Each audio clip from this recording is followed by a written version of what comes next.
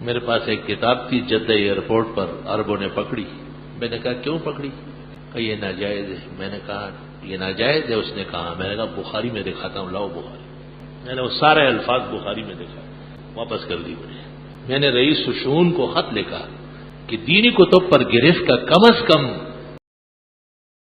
انسان پر سب سے بڑا حق یہ ہے کہ اس کو توحید سے آگاہ کیا جائے اور اس کو سنت سے آگاہ کیا جائے.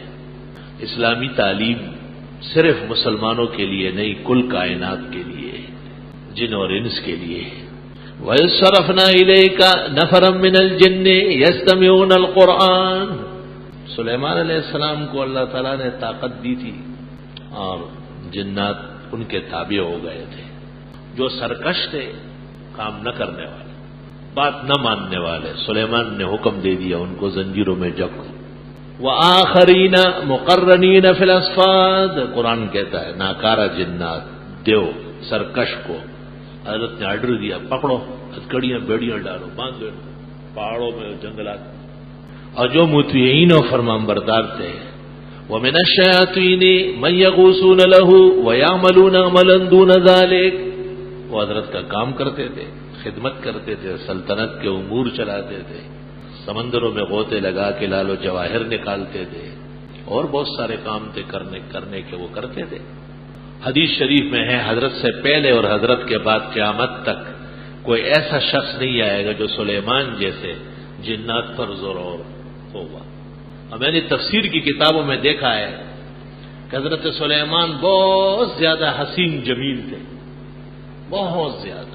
لیکن جب حضرت آرڈر دیتے تھے کہ فلاں دیو اور جن کو پکڑ کے لاؤ، اس آرڈر کے ساتھ حضرت کا چہرہ اتھر ایسا مہیب ہو جاتا کہ جن اور دیو جب آتا تو آدھے سے زیادہ پگھل جاتا. ضرور اللہ نے ایسا معجزہ دیا تھا. اللہ سلیمان علیہ السلام کو کہا گیا کہ یہ جنات بڑے شرارتی ہیں، لوگوں کو تنگ کرتے ہیں. شرارت تو ان کے مزاج میں ہے، اس واسطے اللہ نے ان میں کوئی نبی نہیں بھیجا. اور اتنے شرارتی ہے کہ آپ کے اور ہمارے خون میں شامل ہوتے ہیں. ان الشیطان یجری من ابن آدم مجرى الدم.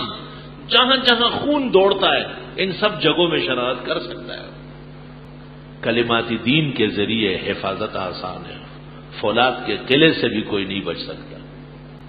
سلیمان علیہ السلام نے معلومات حاصل کی اور وہ تمام علوم جن پر مشتمل کتابیں تھیں، جن کی وجہ سے جنات خود اور ان کے سربراہ لوگ شرارت کرتے تھے، انسانوں کو تکلیفیں دیتے تھے. قرآن پاک کہتا ہے یفرقون بہ بین المرء وزوجہ. سحر اور جادو کا پہلا کام محبتوں میں خلل ڈالنا ہے، جوڑ کو توڑنا ہے، میاں بیوی کو لڑانا ہے، دور دور کرنا ہے، دو دوستوں کے درمیان خلیج کھڑا کرنا. یہ کام شیطان کا ہے. نبوت کی تعلیم میں تو کفار بھی اپنے ہو جائیں گے. فَإِذَا الَّذِي بَيْنَكَ وَبَيْنَهُ عَدَاوَةٌ كَأَنَّهُ وَلِيٌّ حَمِيمٌ. بدترین دشمن اسلامی اخلاق سے گہرا دوست بن جائے گا. قرآن کہتا ہے آپ اسلامی اخلاق کا مظاہرہ کریں اور پھر اس کا پھل اور برکات دیکھیں. تو سلیمان علیہ السلام نے آرڈر دے دیا کہ تمام بحر و بر میں جتنی کتابیں ہیں جنات کی، سحر کی، آسیب کی، سفلی کی، ٹوٹکے کی، تسخیر کی، وہ پکڑ.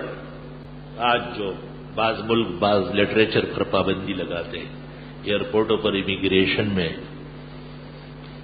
کہتے ہیں یہ مت لے جاؤ، یہ لے جاؤ. میرے پاس ایک کتاب تھی، جدہ ایئرپورٹ پر عربوں نے پکڑی. میں نے کہا کیوں پکڑی؟ کہ یہ ناجائز ہے. میں نے کہا یہ ناجائز ہے؟ اس نے کہا. میں نے کہا بخاری میں دکھاتا ہوں، لاؤ بخاری. میں نے وہ سارے الفاظ بخاری میں دکھا. میں نے کہا بخاری کیوں آگے جا رہی؟ واپس کر دی مجھے. میں نے رئیس الشؤون کو خط لکھا کہ دینی کتب پر گرفت کا کم از کم اہل علموں سے مشاورت ہونا چاہیے. اگلے ہفتے مدینہ اخبار میں آیا کہ رئیس اللجنہ نے ایئرپورٹوں کو حکم دے دیا یہ دینی کتب پوچھ کر کے روکا گیا. میں نے کہا یہ ایک بلاد اسلامیہ کی توہین ہے، اتنی بے بصیرتی اور بدشعوری کا مظاہرہ کرنا. کہ جائز و ناجائز نہیں سمجھتے۔ حضرت نے کتاب جنات کی جو شر سے بری ہوئی تھی، جادو سے، سحر سے پکڑ لی، اور پھر حضرت نے حکم دے دیا کہ بھئی یہی دفنا دو۔ وہی حضرت کے ہاں دفنائی گئی، اوپر چنائی کر دی گئی اور حضرت کا شاہی تخت وہاں بچھایا گیا۔ پورے ملک میں امن خوشی۔ حضرت صاحب کے وصال کے بعد جنات نے وہ کتابیں نکالی اور لوگوں کو کہا کہ سلیمان تو پیغمبر نہیں تھا، وہ تو ایک بہت بڑا جادوگر تھا، دیکھو کتنی کتابیں نکل آئے۔ جناب نبی کریم صلی اللہ علیہ وسلم جب حضرت داؤد اور حضرت سلیمان علیہ السلام کا ذکر کرتے تو مشرکین کہتے یہ کیسے پیغمبر ہے، جادوگروں کو اچھا کہتے ہیں۔ تو قرآن نے کہا وما کفر سلیمان، حضرت نے کبھی بھی کفر نہیں کیا اور نہ سحر کیا، وہ تو اللہ کے نیک بندے مرسل معصوم تھے۔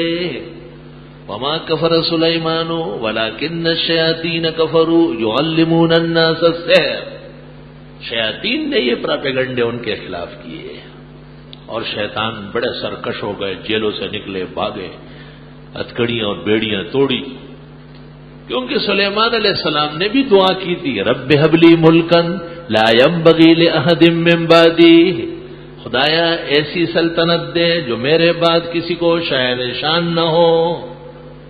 تو کسی اور میں اتنا اختیار تو نہیں تھا، اور انہوں نے اتنی شرارت مچائی کہ آسمانوں پہ چلے گئے۔ قرآن پاک سورت احقاف اور جن دونوں میں، اور وہاں انہوں نے اپنے اپنے لیے مورچے بنائے، جگہ بنائی، بیٹھے رہتے تھے، اور فرشتوں کو جو احکامات ملتے تھے ان میں سے کچھ چوری چکوری سن کے نیچے آ کے جادوگروں کو بتا لیتے تھے، اور وہ نجوم و سحر پھر قائم ہو گیا۔ عیسیٰ علیہ السلام کے آسمان پر جانے تک یہ شرارتیں دنیا میں ہو گئی۔ عیسیٰ علیہ السلام کا دور جب مکمل ہوا اور حضرت جسد انصری کے ساتھ حیّن آسمانوں پہ اٹھائے گئے، اس کے بعد جنات کا جانا بند ہو گیا۔ اب جو جنوں پر جاتا ہے، قرآن میں وہ خود کہتے ہیں یجد لہو شہاب الرصدا، اب اگر کوئی سننے کی کوشش کرے انگارہ اس کے پیچھے لگتا ہے، آگ کے انگاروں اور سروٹکوں سے ملائک ان کی پٹائی لگاتے۔ تو جنات جمع ہو گئے، انہوں نے کہا لا ندری اشر ارید بمن فی الارض ام اراد بہم ربہم رشدا، پتہ نہیں کہ زمین میں کیا واقعہ ہو رہا ہے، جانا اوپر ختم ہو گیا۔ اور پوری دنیا کے جنات نے ٹیمیں بنائی اور انہوں نے روئے زمین کی سروے شروع کر دی۔ 572ویں عیسوی جس میں حضرت صلی اللہ علیہ وسلم تشریف لائے۔ السلام علیکم جی دوستو، آپ نے دیکھا اور سنا شیخ مفتی ظہور علی خان رحمۃ اللہ علیہ کو کہ شیخ مفتی ظہور علی خان رحمۃ اللہ علیہ کیا بیان فرما رہے تھے۔